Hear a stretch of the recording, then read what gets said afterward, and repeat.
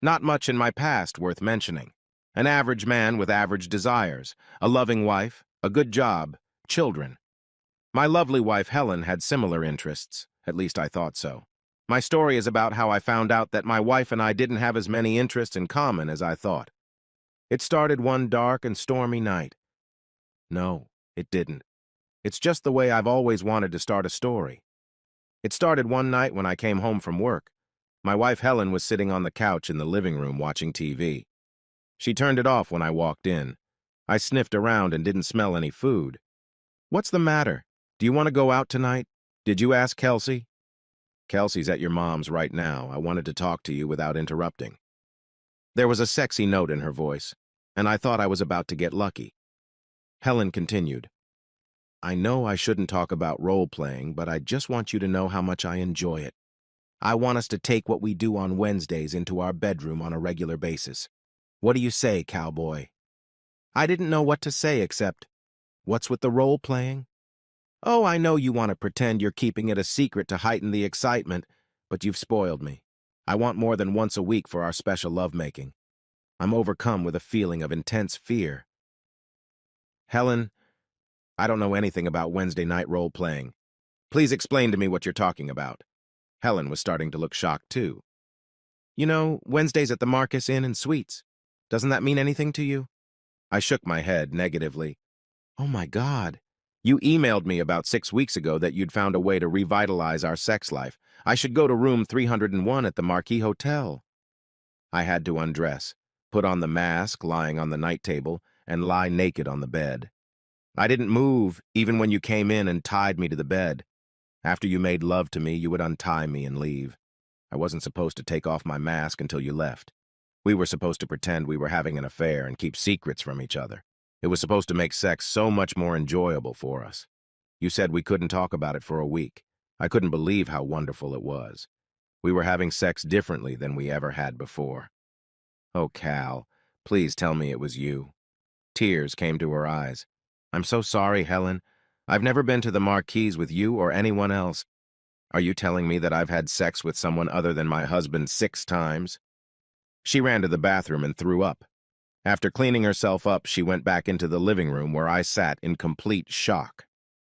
"Cal, you have to forgive me. Honestly, I thought it was you. I was so happy. Now I feel like an idiot. Someone tricked me. Hell, that's why he never talked to me in the room. He wanted me to keep thinking it was you. Oh, Cal, please tell me you forgive me. I don't know what to say. It just seems so strange. How could someone do this to us and why? How could you be with him 6 times and not realize it wasn't me? I thought it was you. You did things differently, but that was part of the role play. Doing something different, sexier, more dodgy than before. I think he's just hotter than you. Well, maybe you need to find out who this guy is who is so much better in bed than me so you can be his wife." I was getting angry. "You don't have to treat me like that. I want to find this guy. I want to cut his balls off for raping me. Do you realize he basically raped me?" I've calmed down. "I'm sorry, Helen. I didn't see it from your point of view enough. Let's try to look at it logically, if we can. Who would want to do something like this for us? It would have to be someone who really hates me, you or both of us. Or it could be someone who was secretly in love with you and figured out a way to have sex without convincing you to cheat on your husband." Helen's whole body trembled. "I get goosebumps at the thought that there might be someone out there somewhere who thinks about having sex with me every night." "You mean besides me, of course." My attempt to lighten the mood turned into a major disaster. "Asshole, you weren't raped." "I'm sorry, okay. Where did the letter come from?" "Too bad I don't save emails. Whoever sent them told me to delete the messages. They were emailed from your office. So, it must be someone who has access to my computer. I usually leave it on when I leave my desk for only a short time. Trouble is, it gives us dozens of opportunities. Does he keep emailing you?" "Yes. He usually confirms our meeting before each time, hinting at what I can expect. He said he wanted the anticipation to make me melt. I had to delete that email and not respond. Now I understand why." "Really? Are you getting excited?" "Yeah, but remember, I thought I was going to have sex with you." "Damn it, Cal. In my mind, I wasn't enjoying sex with another man. I was enjoying sex with you." "Did he email you about the upcoming meeting on Wednesday?" "No, not yet. I'll email him." "I guess you don't have to email him. He gave me a phone number to leave a message if I ever had to cancel. I had to leave a message on it once. Okay. Don't do anything for now. Let me know when he texts again. There was no sex at the Turner house that night or the next. I didn't dare dip my wick where someone else had just been. Helen said she was afraid she would start imagining sex she had with another guy, which would make her feel like she was cheating on me, thus ruining the moment. We both agreed that we needed to get tested for STDs. On Monday, Helen received an email from a mystery lover. She showed me the text when I got home from work.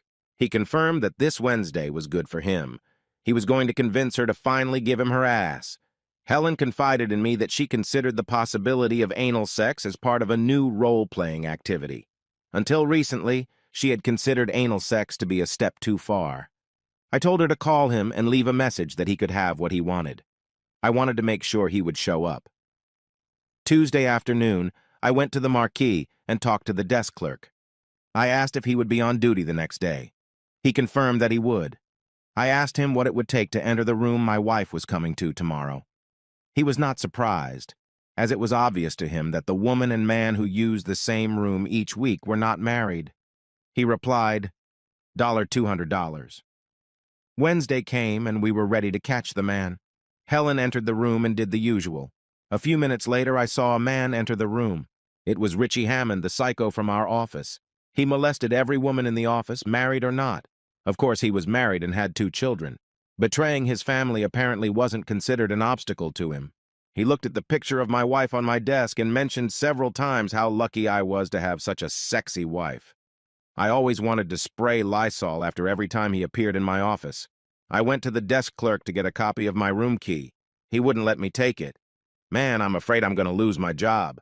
The boss pounced on all the porters not to let anyone in except the one who was paying. Afternoon pleasures is a big part of our business. I'm sorry, man. I was out of my mind. I thought about what might be going on in the room. Helen was expected to be on her usual behavior, and I would barge in before anything could happen. I became frantic. If you don't give me the key, I'll kick down the door and call the police. Do you think your boss wants to deal with that? I had the key, but it was a few minutes after I was supposed to enter the room. When I walked in, Richie was standing behind me and had my wife. I grabbed him by the hair and pulled him away. Helen seemed disappointed until I untied her and removed the mask. Then she started crying. I told her to get dressed. Richie sat down in one of the chairs. Surprisingly, he looked completely relaxed. Well, at least I got to pat her beautiful ass before you did. I approached him with fire in my eyes. He just pointed to the corner. There was a camera mounted on a tripod. Cal, you don't want to hurt me. I have videotapes of all the sessions your wife and I have had. Do you really want me to publish them? I think I can get a pretty penny for them from some porn sites. Sure, I can send them to friends and family for free, or we could just leave it at that. I take it once a week, you take it every other day. You son of a bitch. Give me the video, and you'll never see my wife again. Or what? Or I'll be... Can't think of anything that doesn't humiliate you or brand your wife a whore, can you? I'll kill you. Richie was already laughing. You'd leave your wife and daughter without a husband and father, without a livelihood? Yes, of course. Well, I'm a little tired of her now that I got her ass. Here's what I'm going to do. I'm never going to make contact with her again. Of course, if she wants to call me, then that's another matter.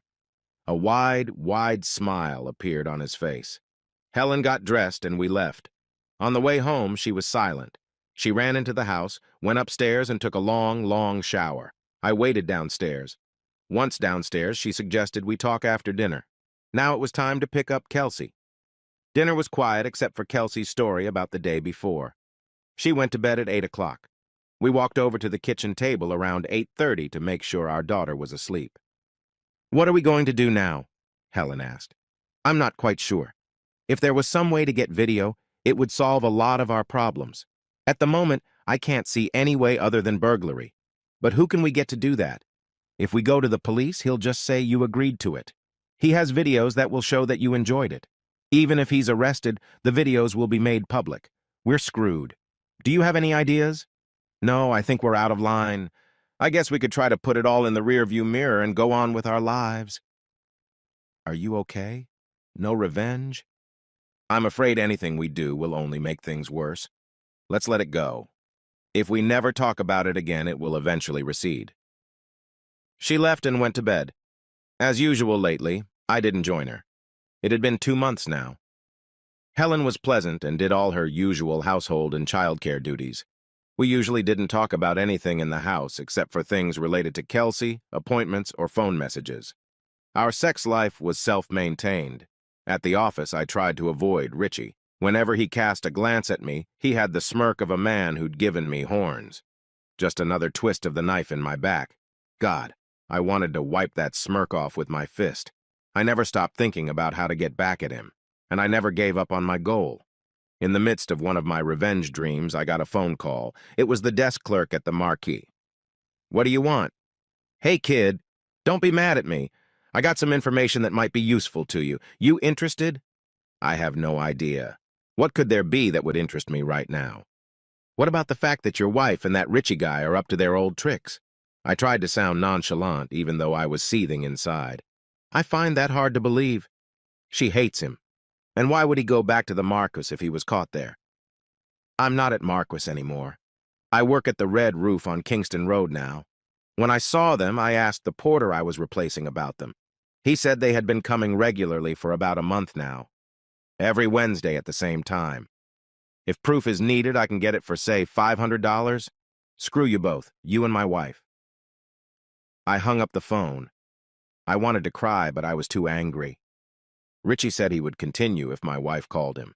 I remembered her comments about how much he enjoyed having sex with him. We'd never gone so long without sex before, and Helen didn't seem to feel left out. Probably because it wasn't happening. The only thing I could do was leave. I grabbed the things I usually took with me on a 3-day business trip. I headed to the nearest motel, which wasn't the Marquee or the Red Roof, and it had a bar. I checked into the Holiday Inn Express and headed to the bar. I didn't drink much, so I asked the bartender for something to offer. He treated me to a cocktail from Long Island. At first it seemed too weak, but by the second round my opinion had changed. There was a hell of a late rumble. I was well on my way to drowning in my sorrows when I got a pat on the shoulder. "Can I join you, Cal? I need to cry into my beer, too." I saw a tall woman with long, wavy, coal-black hair. She was gorgeous. I said, "Excuse me, do I know you?" "Joan, Richie's wife, at least for now. We met at last year's Christmas party." I looked again. How could I have forgotten such a beautiful woman? Had I really just said that out loud? Joan laughed. "Thank you. I think you meant it as a compliment. Why do you... Are you always this eloquent? Let me explain. Today I found out about Richie's latest escapade with your wife. I paid the desk clerk who called me $500 for proof. I'm done. He's promised several times to stop being promiscuous, but I don't think that's possible. As for meeting you, it was just a coincidence. I wanted to get out of the house and clear my head. My mother has 2 of my children. When I saw you and remembered you from the Christmas party, the look on your face seemed to match what I was feeling, so I walked over. If you'd rather be alone...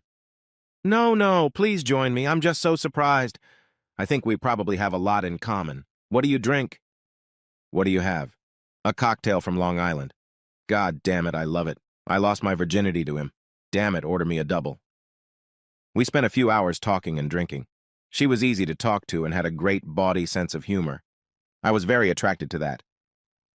Finally, she said, "Well, it's time for us to get revenge or go to bed ourselves. Which do you prefer?" As much as I would like to make love to you, I don't think I can do it well enough to make it worthy of a special woman like you. This is the most pleasant disappointment I've ever experienced. Trust me, it wasn't meant to be an insult, and I definitely hate to miss a chance like this. If we were ever to make love, I would want to be at my best. Even then, I'd worry about whether I was good enough for you. Damn it! I haven't even taken out the trash yet, and I feel like I'm falling in love again. I should have known better than to drink doubles. What if we had breakfast together tomorrow? I could call you, or, if you're up... I have a suggestion, Joan objected. What if we sleep together so we know when the other one wakes up? You mean sleep together or sleep together? Only sleeping together. Bah! I could be talked into exchanging a little affection. I really don't want to sleep alone tonight. Neither do I. Your room or mine? I have a suite. I use his credit card. He owes me. I brought some of my things to her room. After finishing our nightly bathroom duties, we got into bed. Despite the fact that we were both naked, cuddling, and kissing lightly, we fell asleep after only a few minutes. She woke up first and poked me under the ribs. Wake up. Over breakfast at the neighboring Waffle House, we got serious, talked about our marriages. We both wanted to get rid of our spouses, and we both wanted revenge. The problem seemed to be how we could divorce them without losing as much or more than they did. I really don't want to go back to that house. I'd be happy to just go somewhere with the kids and forget about it. How can you afford it? Won't he come after the kids or come after you? My family has money. When I called them last night, they said they would put $100,000 into my personal account to allow me and the kids to start divorce proceedings elsewhere. Honestly, I would rather just walk away and let him worry about the divorce. Aren't your kids in school? Aren't they going to miss their dad? No, I homeschool them, and he only agreed to have kids because it was a condition of marrying me. I had my tubes tied after the second one. I doubt they will miss him much. I'm pretty sure he won't. He doesn't spend much time with them and always whines if they ask him to babysit while I run off somewhere. I've known for quite some time he probably only married me for my money. I don't care. I have two wonderful girls from our marriage. My parents have been slow to give me and my brother money, but they have helped us with the deposit on our house and things like that. They're not particularly fond of Richie. I haven't thought about just leaving. Like you, I don't particularly want to go back to my house. Although both our names are on the mortgage, Helen and Kelsey were never particularly close. Kelsey was an oops baby. I think Helen didn't want to put her career on hold for a few years. Kelsey has always been a daddy's girl, and I think Helen loves her, but I don't think she will take extraordinary action to win her back. She knows I'll take good care of her. You know, the more I think about it, the more I like the idea of just leaving. Joan asked me, if it seems like the best option for both of us is to just leave our spouses and not mess around with divorce, the question is, do we do it together? She looked into my eyes, and maybe I was wishful thinking, but I thought I saw love in her eyes. We've been together 24 hours. Not exactly love at first sight, but pretty damn close. It doesn't make sense, but yes, I would go with you if I could take my daughter with me. I can't believe I'm saying this. I've never done anything so impulsive and so important at the same time. I just have one question. Where are we going to go? Will we tell anyone where we're going? Those are the first two questions, but we have to ask each other every question we can think of. Here's my tentative plan. I have an Aunt Barbara who has a big cabin on Lake Champlain that she can no longer live in because of her problems. If it were available, it would be perfect. An isolated cabin with plenty of room for the kids and for us. The furnishings are well worthy of a photo from National Geographic magazine. It turned out that the cabin was vacant. I spent the next few days at the hotel. I ignored messages from Helen after I realized she had guessed that I knew about her returning for dates with Richie on Wednesdays. I left one message. I need to go away for a while. I went to work and quit. My boss was upset, but also understood the reason. He asked if firing Richie would cause any problems in my plans for Helen. My case was not the first. I said, fire him. I asked him to wait until I was ready to leave. I wished I had a picture of Richie's face when he was told, but it was too much. I went into our bank and withdrew almost all the money from our joint assets. I used most of the money to pay off the rest of the mortgage. Despite her betrayal, I couldn't bring myself to take all of our money and assets. We both contributed to the household expenses. Having the house would give Helen roughly the same financial results as a 50-50 divorce. If she needed money, she could always sell the house. I gave up my interest in the house to make it easier for her. I then canceled the automatic payment of utilities and insurance.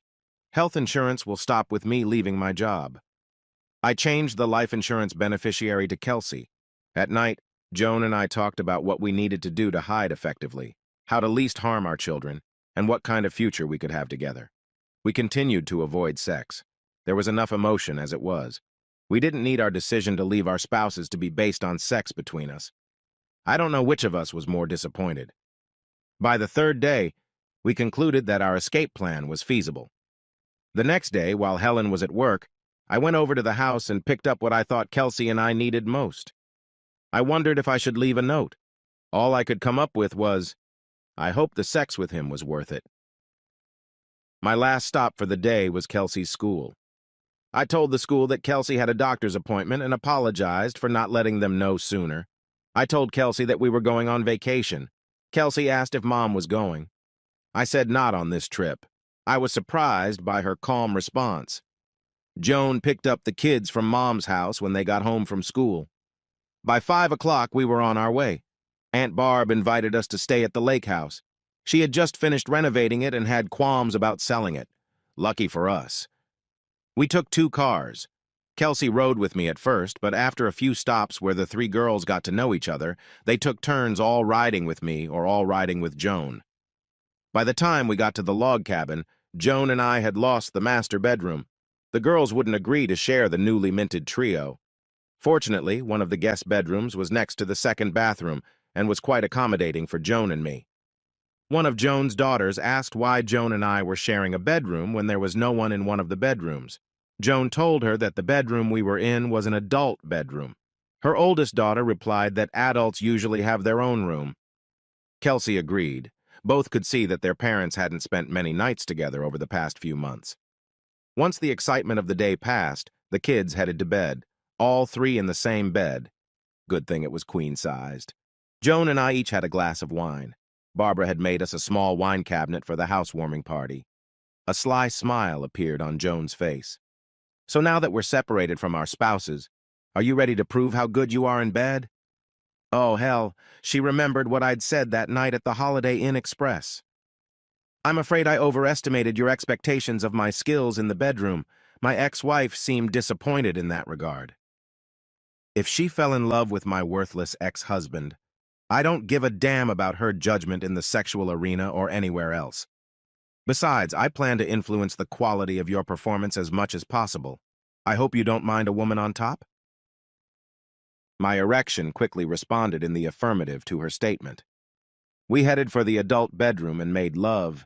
I was pleasantly surprised at how different it was to love Joan than with Helen. It was a nice difference. She smelled different, and I felt different. Everything tasted different. I really thought she might be having a seizure until she said, "Can you do that again?"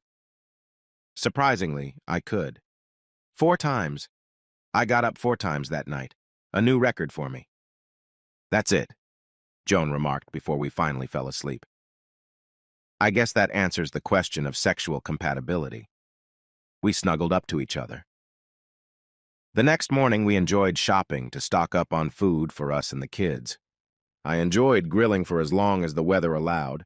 We didn't need any money, as Joan was still getting most of her money from her parents, plus what little I had left after paying the mortgage. No one but Aunt Barb knew where we were. Once she heard our stories, she had no problem wanting to keep our secret, even from Joan's parents. Time passed, and Joan became the home teacher for all 3 children. I got a job as a handyman. Admittedly, I was learning as I went along. The girls' questions about my wife and her husband, or if they wanted to see them, became less and less frequent each month. Soon all the girls were calling us Mommy and Daddy. Living outdoors allowed them to unleash their inner souls.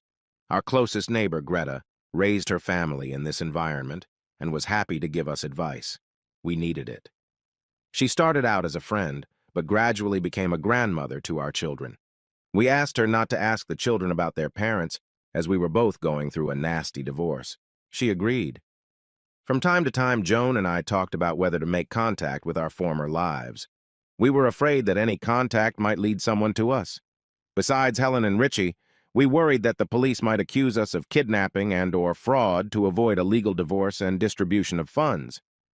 We decided to use the internet as a safer way to communicate. Greta agreed to install the internet in her home if we would teach her how to use it. She wanted to write to her grandchildren. With our kids, she missed hers even more than before. We debated whether to tell Greta our true story. So far, we hadn't done so. Things were going so well that we were afraid to rock the boat. It took Greta a month to install satellite TV with Wi-Fi. We showed her how to use email and Skype. Seeing her grandchildren live was something special to her. One day when she was taking the girls to the lake, we went online for information. We found an ad for my old house for sale. Helen must have needed the money. A year after we left, Helen and Richie sent out divorce notices based on being abandoned. Aunt Barbara told Joan that her parents sent the annual Christmas report for the year. Joan's mother attached a personal note to Barb's letter because she knew that her daughter and Barb were close. Barb suspected that Joan's mother had guessed where Joan was. The message was a warning to Barbara. Helen didn't give up on finding Cal. She hired a private detective who visited Joan's parents. The detective knew about Aunt Barbara. She told her to expect someone to be sniffing around soon. She didn't call because she was afraid her calls might be tapped. Joan's mother watched a lot of spy movies. Barbara advised Cal and Joan to hurry up. We didn't have enough money to make a big move unless we were sure we'd get more money soon after the move. Instead of asking Joan's parents for help, I decided to take a chance and wrote to my old boss to find out where to look for a job. He replied that a private investigator had contacted him. My boss told him that he was pissed that I hadn't warned him, and he didn't care where I was. He then asked me if I liked Flagstaff, Arizona. I said I didn't know because I had never been there. He said there was an opening for a branch manager there. He agreed to set up an interview for me and assured me that I would get the job. I asked how he could guarantee that. He said his brother, who had already tried to hire 2 employees at my old office, was hiring. We headed toward Flagstaff. On the way, I was afraid that by becoming an employee, I would leave a trail that a good private investigator could find. I had an idea just before we entered Arizona. We got a hotel room with a double bed and let the girls swim in the pool. Joan did her best to calm my nerves. As promised my former boss, his brother mainly wanted to know how soon I could get started. I told him that I needed to form an LLC and name my corporation something other than my name. I told him that instead of an employee, he would utilize the services of my corporation. Service contracts were usually cheaper than salaried employees, so he agreed. We found a house in the desert. It was very different outside, but the kids adapted quickly. I think they were glad to get away from the cold winter weather possible where we came from. It took a few months for the kids to adjust, and a few more before Joan and I felt safe again. That fateful night, Joan and I were turning out the lights, about to go to bed when there was a knock on the door. At that hour, with no neighbors nearby, I became suspicious. I took my rifle and loaded it. I cautiously peeked through the peephole and saw that it was Helen. Tons of mixed emotions rushed through my brain. My heart was pounding frantically. My stomach felt queasy. I shouted to Joan that we had guests. I invited Helen in just as Joan entered the room. "I assume this is Helen?" I nodded. Helen immediately jumped up. "I suppose the children are already asleep. I waited until you started turning out the lights. I didn't want to disturb them." "Yes, they've been asleep for about half an hour." "Good. Goddamn, you're just a hard-to-get bastard." She grinned. "Let me put you both at ease right from the start. I'm not here to cause trouble. After you left and Richie lost his job, he moved in with me. It didn't take me long to realize that I traded the Mercedes for a Yugo. Don't get me wrong. I was attracted to him for the sex, and he was good in bed. But a couple that lives together needs more than sex. I gave him a deadline to find a job so he could pay his share of the expenses. He didn't believe me at first, but was convinced when a deputy showed up and told him to get out or be arrested. I heard he found a job in another town. As for my life, I came to my senses with the help of a therapist. Since then, I've been able to support myself emotionally and financially pretty well. Private investigators don't come cheap. After a year, I filed for divorce because by then I knew I had lost you and Kelsey. As much as I wanted to act differently, I knew I had to move on. By filing a quitclaim deed, I could set the terms of the divorce proceedings. I took what little was left of your stuff. Honestly, I feel like I've moved on. I actually have a man I am dating and have high hopes for. At least I'm sure I won't make the mistake I made with you. If you left Helen's ex, why are you here? Not exactly polite for small talk, is it? Okay, the reason I'm here is closure. I got really depressed when I had time alone to realize what I'd done, what I had lost. I couldn't live in balance with myself without telling you how sorry I am and that I don't blame you one bit for what you did. I wanted to make sure you didn't think it was your fault. I pray that you don't hate me. I wish I could ask for your forgiveness, but I realize that's asking too much. Anyway, I apologize again. I hope you and Joan and Kelsey are happy. Well, that's it. Now I have closure. What about Kelsey? Were you planning on seeing her? Are you going to get custody? I'm not going to lie. At first, I was hoping to at least get joint custody. As time went on, I realized that if she was used to her new family, it would do more harm than good for her to see me, much less live with me. As good as she is, I don't think I could handle her on my own without your help. Seeing each other now, we're probably experiencing emotions that will eat us both up for a long time. I want to know how she's doing. Has she ever asked about me or been interested in me? How is she doing in school? None of the girls asked about you or Richie, but we certainly didn't forbid them to, replied Joan. We said that you and Richie don't want to be with us anymore, but want our new family to be happy. So far, they haven't said they want to come back. That doesn't mean they don't periodically ask how you're doing.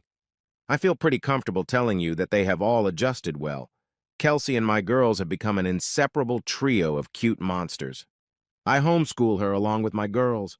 She tests 2 grades higher than she would be if she were in public school in most subjects. Helen, I can truly say that I love Kelsey as much as I love my 2 birth children. There were tears in Helen's eyes. Thank you. Have you 2 been married yet? I answered. No, we weren't sure we were divorced. That's what I thought. Well, I have a wedding present for you. It's a copy of each of your divorce certificates, suitable for framing. Her attempt at a joke seemed to be all about keeping from crying. Richie and I shared a divorce attorney. Now you can become a legal family if you want. You will notice that both Richie and I have given full custody of our children to the 2 of you. You should be able to apply to adopt each other's children. After pausing to watch Joan and I cry at the good news, Helen said, I have to go, and headed for the door. I reached out and took her hand. Through copious tears, Helen whispered, Just let me go. I promise never to bother you again. If you ever need to let me know anything about Kelsey, you have my cell phone number. I let her go, and she left. Joan went and got us each a glass of wine. We needed to calm our nerves somehow. We sat in silence for a while. I looked at Joan, and after a few minutes I saw her smile. So, who's proposing to who? Now I was smiling. After due consideration and deep thought, I decided that the first one to climax tonight would be the one to propose. We both ran to the bedroom. Epilogue. Helen pulled far enough away so she couldn't be seen. She stopped and let out the sobs she was holding inside. Helen pondered her situation. Her funds had almost run out when the private investigator claimed success. What little funds she had with her were less than $200. Her plan to meet with Cal had 2 options. First, Helen could find that Cal was unable to handle Kelsey without her. Joan either wouldn't be with him or their relationship had soured. Cal will forgive her. She can come back into Cal and Kelsey's life and never leave again. Even if they don't get married, it doesn't matter. Her car was loaded with everything she still had, waiting for that option to materialize. The second option was if she found Cal and Kelsey in good health. Maybe he and Joan would marry and even have a child of their own. In that case, she'd say she'd only come to end the affair and give them the divorce decrees as a parting gift. The second option was the most difficult, but she had to make provision for it. Her closure plan required her to leave her new family and make her way to the biggest city nearby, where she could start her life over without fear of running into them. The zippered bag in the glove compartment held Cal's engagement ring, her wedding bands, and other jewelry she no longer needed. Pawning them would give her money for a new life. Stopping crying, Helen pulled back onto the road. Phoenix, I'm coming. Hey, maybe this is a sign from God. Maybe I can rise from the ashes too.